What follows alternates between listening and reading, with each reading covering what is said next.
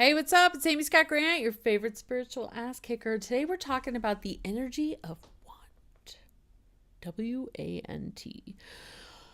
What does that mean? What does it mean when I say that? The energy of want. It means when you're saying want, when you're thinking want, when there's something you want, whenever you're in want energy. Now, want sounds like a pretty harmless word, right? I mean, it sounds like, hey, I'm getting clear about what I want. Oh, I really want that. Oh, I would love, no, not I would love. I want to go, someday I want to go to Fiji. I don't know, wherever you want to go, right? What do you want for dinner, right? Like, I mean, want is a word that we use a lot, like a whole lot. And it carries an interesting energy. And I know Abraham Hicks has talked about this for years. When you are in a space of want, what you might not realize is what's going on in the background is energy that's actually pushing the thing away from you. What? That's so crazy, right? Because I'm getting clear about what I want. I'm defining what I want. But when you're carrying all this want energy, it's to say that you want something. This is kind of how Abraham Hicks puts it. To say that you want something is to acknowledge that you are without it. You don't have it.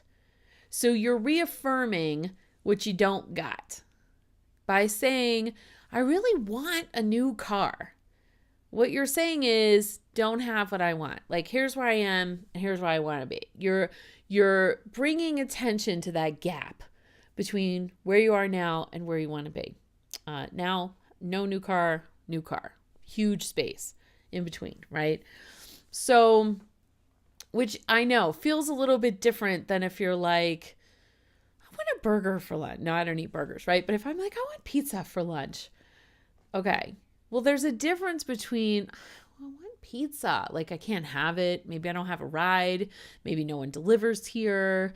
Maybe I'm on a diet. Maybe I don't have any money to buy pizza, right? So if it's kind of like the intention behind it. Okay. And we'll talk about ways to address it. But for now, notice how you use the word want and the energy that's behind it. Not like you're consciously making these choices, but there's a different energy to, I want pizza. Like somebody just showed up with Chick-fil-A and you're like, I want Chick-fil-A. I want pizza, right? So there's, I want, and then there's, I want pizza. Like you're at the restaurant, you're looking at the menu and you're like, ooh, I want pizza. Meaning, oh, I want pizza. Therefore, that's what I'm going to order and have. Okay? You could see how that is a different energy than, I want that. Right? Where that's the disconnect. Like, what I want is out here and I'm here and I can't have it. Okay? So you want to be really careful about that type. Versus you're in a restaurant and you're ordering and you're like, I want some hot tea. You're saying to the waitress, to your server, right? I want some hot tea. There's no like lack energy in there. You're like, the energy behind that is, please bring me some hot tea, right? Like I'm going to drink hot tea, All right. So you can see that there's a different energy, but when we use the word want a lot, it can inadvertently have that meh energy, even if that's not what we're putting behind it. Okay, so that is the effect of want. Now, luckily, this is a pretty easy thing to shift. Well, it is and it isn't. Let's say it's simple. It's not always easy, like many of the best things in life. It's very simple. You just start noticing when you use it. That's step one. And then what would be a good replacement? What would you like to say instead of want? Okay, so I want to tell you an interesting story about language because, I love words, right? I mean, I'm a writer, I'm a comedian. That's what I do. I play with words for a living. It's like super fun. I love them. I'm a word nerd. Okay. I know I need to get shirts made that say word nerd. Copyright Amy Scott Grant. So don't get shirts made that say word nerd. If I wait long enough, somebody's gonna beat me to it though, but don't let it be you. Okay. All right. So I love words, right? So this whole idea of being cognizant of your language is very was right up my alley, right? It's very interesting to me. However, again, it comes back to intention. So I knew this woman years ago. I mean, I still know her, but we were friends years ago. And when both of us had first started learning about the law of attraction, we were in this network marketing company together. That's how I met her and her husband. And so we used to we would go to all these events. We'd see all these speakers that would talk about like money mindset, prosperity mindset, and law of attraction and all this kind of stuff, right? This is before I got into like clearing work and energy and like all the cool shit that I do today. This was kind of like my intro. Law of attraction was sort of like my intro. This was even before The Secret came out, like any of that. And so I knew this woman, and what really when you go see a speaker, I mean, 100 people can be in a room listening to a speaker and they'll have 100 different takeaways from what they got out of that. Well, some people have no takeaway because maybe they didn't pay attention. Remember our last video? How you do anything is how you do everything. Some people do everything half-assed and not engaged. But yeah, of all the people that listen, almost every one of them might have a different takeaway, like the nugget that they really like claimed and was like, wow, this is going to make a difference in my life. Okay. So I remember we went to see the speaker, and what really stuck with her was eliminating the word need from your vocabulary, because it's like in the same thread of what we're talking about with want. Although I think need is easier to see the energy behind it. Wow, if you're saying you need something, you're really affirming indirectly, which is what your subconscious picks up on, that you don't have it. You're affirming lack by using the word need, and by needing things, you're affirming lack, right? So she really took this to heart, and this really resonated with her. And so she decided to eliminate need from her vocabulary. Okay. And so she replaced it with desire or require. However, here's what happened. She changed the word, but she never changed the energy. So she would say things like, well, I require $10,000 this month in order to be able to, pay all my bills and cover my rent and blah, blah, blah. All she did was take the energy behind need and transfer it to require, right? And then want, she took out want, but she took all that want energy and just put it in desire. Okay. So I say this as a caveat to you, it's a good step to change your language, but it's an even better step to notice the energy behind your language. Just like I showed you the difference between, I want that, like you're at a bakery and you're looking in the window and you're like, I want that. No, that one right there. Yeah, that one. Yeah, thank you. Oh, perfect. Right? That's a whole different energy around the word want than, I really want to be in Hawaii right now. I really want to go to Hawaii. I really want that. Oh, I want that so bad. I want it so bad. Oh, I want it. I want. Right? Whole different energy. So it does you no good to take one and just be like, oh, I really desire that. Oh, I desire that so bad. I really desire it. Do you get how that did nothing? That did nothing. You substituted A for B. You didn't shift anything, right? This is exactly what happened in this woman's life, right? Nothing changed. She changed her language and nothing changed. So that's why I really recommend that awareness comes first. Noticing what's coming out of your mouth. And when you hear some of these trigger words like want and need, notice the energy behind it, right? I've heard people say things like I see this on Facebook too, like somebody who posts something like super cool, right? Like a new invention or a new flavor of something or whatever. And people will be like, oh my God, I need this in my life, right? It's just an expression. They're not like, I need this in my life. They're like, pineapple bubblegum. I need that in my life. Whatever. I don't. Please don't send me any. If you're in Australia, send me cherry ripes. Love them. They're my favorite candy bar ever. But no, don't send me pineapple bubblegum if you find it. I'm just saying, this is something people say. They're like, oh, I need that in my life. Meaning, I like it. I'm going to go. It just means I like it. There's a different energy behind that than I really need this in my life. I really need to sleep. When people say that, what they mean is, I'm freaking tired. I'm not getting enough rest, and it's making me cranky. And why am I not sleeping right now? Whole different energy between I have to go. I need to sleep now. I'll talk to you tomorrow. Okay, love you. Bye. And then you go to sleep. Do you feel a difference? Okay, so that's why step 1 is becoming aware of what's coming out of your mouth and then checking in like, what's the energy behind that?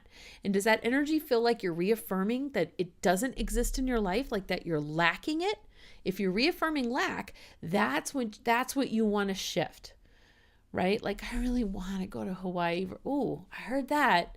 I'm going to make it a goal to go to Hawaii. I am going to Hawaii. I don't know how I'm going to do it, but I'm going to Hawaii.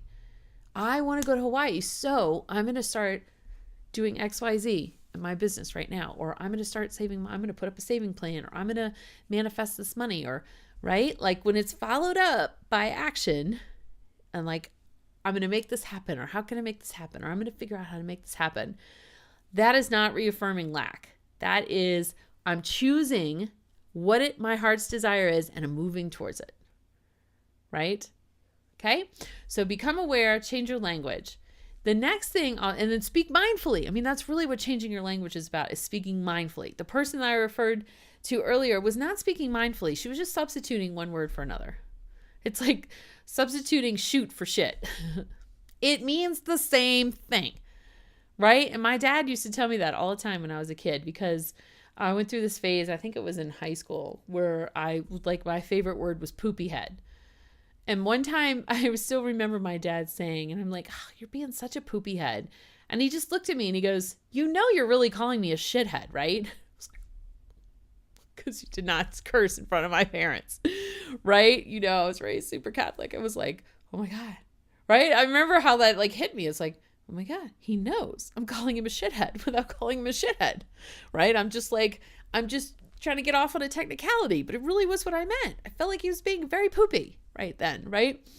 So it means the same thing. When you just substitute a word, you're not changing the energy. Nothing shifts at all. Okay? The intention is still the same. So speak mindfully. Become aware of your language and speak mindfully. And then here's the next huge thing I could tell you, okay, is think about what it is that you really want. Like when you say, I really want pizza. What is it that you really want? Okay? Because maybe you want pizza. Maybe you love pizza. You like the taste of pizza. You want pizza in your mouth right now. Then go freaking get a pizza. Okay? But if you're on a diet and you're like, I don't want this stupid protein shake. I want pizza. Then what you probably really want is to be free to eat what you want, right? So the pizza to you represents freedom, options, flavor, variety, all the things you don't like about the protein shake that you're on, right? When you get to the bottom of what you really want, let's say that you're like, I really want pizza. And so you're sort of like hating on your protein shakes because you're like, I just want pizza. When you realize like, okay, wait, why do I want pizza? Because I feel restricted and I feel bored with what I'm having now. Then you can revisit, okay, well, why am I having this? Well, because I want to lose weight, or I want to lower my cholesterol, or I want to, why are you drinking the proteins? I'm trying to build muscle, or like whatever. Like, why are you drinking the protein shakes? Oh, right. Then that reminds you like what your bigger goal is. Oh, right. Because I want to build muscle and I actually want muscle more than I want pizza right now. So it helps like dissipate that lack because you can see what you're really going for. But it may come down to like, I'm just bored with these protein shakes. So I want pizza because I love pizza. It's like an exciting flavor to me and I'm bored with these shakes. Well, if it's really what you want is to not be bored, like what you want is flavor, then you may be able to say, oh, hold on, what can I add to this shake? Right? Because maybe if you've been eating drinking vanilla shakes, can you put a half a banana in? I don't know what kind of diet you're on. You know what I'm saying? But like, can you put a scoop of cocoa powder? Can you put a half a banana? Can you put some cinnamon on top? Can you put like some peppermint essential oil, a drop or two of peppermint essential oil in it to give it like a different, can you like grate some orange zest in it to give it like something, right? When you know what you want, then your very next step is like, how can you get at least some of what you want right now? Okay. So if you're eating a salad, you think the salad's boring and you're like, oh, I'm eating the salad, but I really want pizza. Why do you want pizza? Because pizza tastes better. Okay. Can you put some oregano on your salad? Some basil? A little bit of parm? Right? Can you put a little, some dried red pepper flakes? Can you put some pizza essence into your salad right now? Because if that's really what you want, this is why it's so important to figure out what you really want so that you can get some of that right now. If you really, really, really want to be in Hawaii, how can you get some of that right now? Can you pick up a fresh pineapple at the grocery today and imagine that you're eating that on the beach in Hawaii, right? Maybe you are going to Hawaii, but not for 3 months. And so you're like, so there's like a lack, there's a want between where you are now and 3 months from now, right? So how can you get more Hawaii right now? Can you wear some colorful clothes? Can you put on your bikini for a little while and walk around the house, right? It might be snowing outside, but you're like, can you tie a sarong around your waist when you're home cooking dinner? Can you put on some Hawaiian music? Can you light tiki torches? Like, how can you get some of that? How can you tap into some of what feels like Hawaii to you right now? Right? And it might be, for me, I like going through pictures. That helps a lot, right? If I'm like, oh man,